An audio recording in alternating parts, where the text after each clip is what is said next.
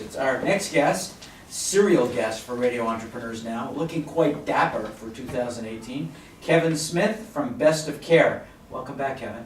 Good morning, thank you for having me. You know, this whole elder care trend, what did I read? Half the I think Chris sent us a note recently. Half the population is going to be over the age of 60 within the next year or two, or something like that? You may have read something like that. There is a huge segment of our population that is aging, as we know, the baby boomer population. Much is written, much is discussed about that group, and we're looking at a big issue in terms of those folks who want to age in place. They don't want to go to a nursing home. They don't want to go to long-term care facilities. They want to be at home. But in order to keep them there, we need quality home health aides and home care aides who are qualified to go in and deliver the care safely, competently, and compassionately. And that's no small task for agencies like mine, or really anybody else in this industry right now. Do you feel a conflict between, let's say, running a for-profit business and just running a business that's really about altruism? I do not. Probably Probably didn't mind me because asking that. I'm doing it, so It's paying the bills. if I felt such conflict, then perhaps I'd have pause.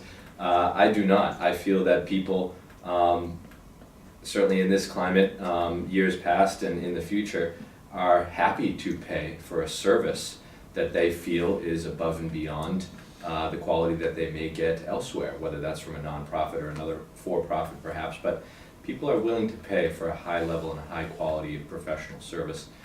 In this situation, it happens to be caregiving. Right. Now, you and your family have been in this business for many years. How has the business changed over the last, when did you say you started, mid-'80s, the company was founded? The company was started by my father in 1981. At that point in time, there was virtually no regulation to speak of. Today, in 2018, it has become a very complex web. The people that we care for are sicker than they've ever been, and the acuity of the patients and the clients who we see at home are really commensurate with nursing home level care, but we're delivering it to them in their own bedroom at home. So the challenges surrounding training, quality, compliance are certainly very difficult to navigate, but if you want to survive, then you have to do those things. That's right. You know, are there any trends in the industry that we should be looking at, you know, starting in 2018? Everybody loves to talk about technology and how that's going to impact this industry. There are really a lot of exciting trends when it comes to technology and home care. Something as simple as using, you know, an Amazon Alexa device, you know, for somebody who has dementia or Alzheimer's. Alexa does not care how many times you ask her what time it is, what day it is, where they are. She's going to answer you every single time in an unbiased fashion without any sense of frustration. And that's Perfect marriage. Tough to find, but yes, it might be. So that's just one example of ways that people are using technology to sort of connect and stay at home safely. So does that cause you to change in when you look into the crystal ball of where the company's going to be? Do you think that you'll start needing making some investments in technology and coming up with new ways to help, you know, your patients? Absolutely, and we try to be at the forefront of that. We try to stay ahead of the curve as much as we can, at least in terms of just knowing what's happening out there, so that we can be aware of you know, any important technological updates or changes, so that we can implement things like using an Alexa device, or we can use an app on somebody's phone where the families, the caregivers, and the clients can all communicate in a safe, HIPAA-compliant fashion, and everybody can get updates about their loved ones without having to worry about phone calls or emails. You know, you can get information quickly and just get an update when something changes. And is your business all based in New England area or Boston area?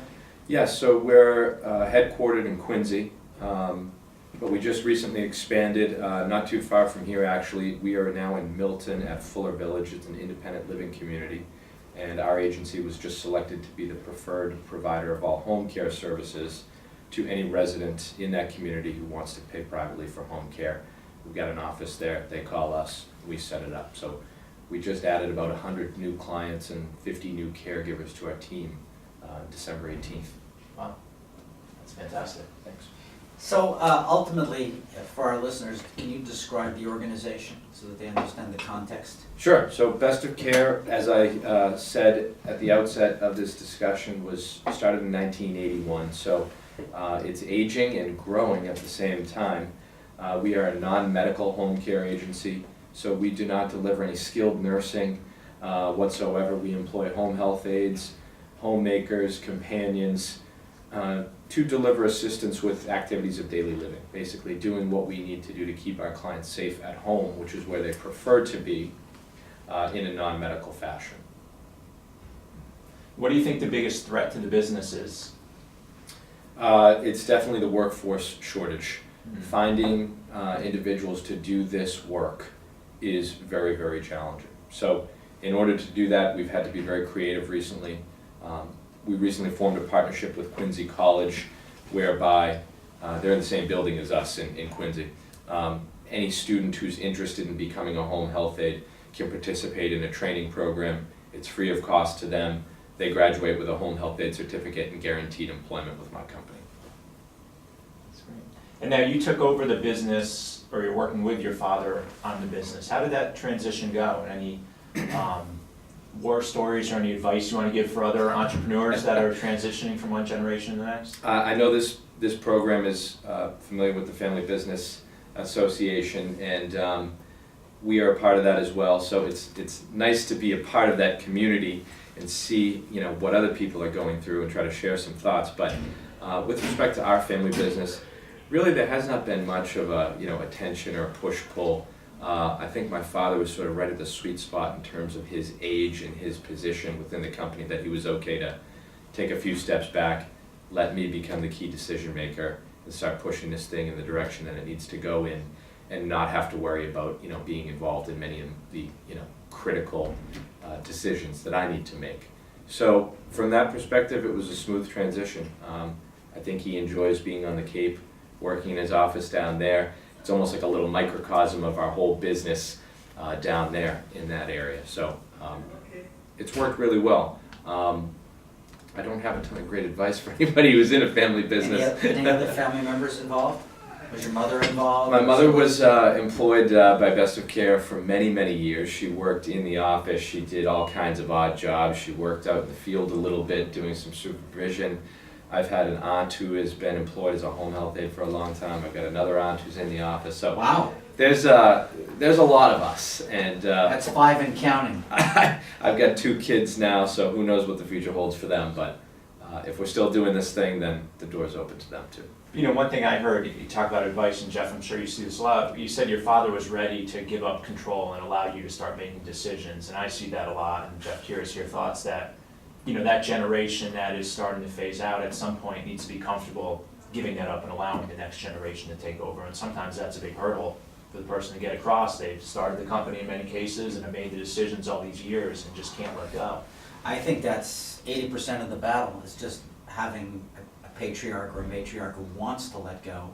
And that's even bigger than just the next generation having the skills and the motivation to do it right. It's really, what does it mean to let go, and what's the proper process? Rich is right on the money with that. I agree with that as well. And luckily in our situation, he had been doing it long enough and sort of seen enough and been through enough that he said, I'm more than happy It's all yours. Get me out of here. to let somebody else take on some of these challenges and face them in a different way than he had, which I think excited him as well, to see the direction that I'm deciding to take things. Well, that's the beauty of it too, you get the next generation with some new ideas and fresh ideas, and sometimes more plugged into what that generation's thinking that can bring that to the company. Right. Kevin, great having you on. Will you come back this year again and talk to us more about trends that you're seeing in the market? Because I know things are changing. I will come back anytime. I'm happy to be a guest on this program. Thank you. Even with healthcare, I assume this whole new tax law with transfer of assets is going to affect some families. It does, and the way that families are preparing for their own future to make sure that they have the appropriate assets and the appropriate finances to take care of their loved ones is an important discussion in every family. They're working with other professionals. They're working with their attorneys, their accountants, etc., to make sure they have a plan in place, because this care can be very expensive. Right. Very expensive, as we know. Kevin, if somebody wants to find you, how would they do that? They can just go to www.bestofcareinc.com, or they can email me at any time, kevin@bestofcareinc.com. Great. Again, we've been speaking with Kevin Smith, Best of Care, repeat visitor to Radio Entrepreneurs, and we hope will continue to be a repeat visitor and friend. Also friends of the Family Business Association, which both Gray and Mage are participants in, and Rich was our treasurer, weren't you, for a while? Yeah, I was treasurer for 3 or 4 years, that's right. Yes, you were the keeper of the coin. Yes, you could say that. And that's Rich Hershen talking from Gray, our host today on Radio Entrepreneurs. We're going to take a break. We'll be right back after these messages.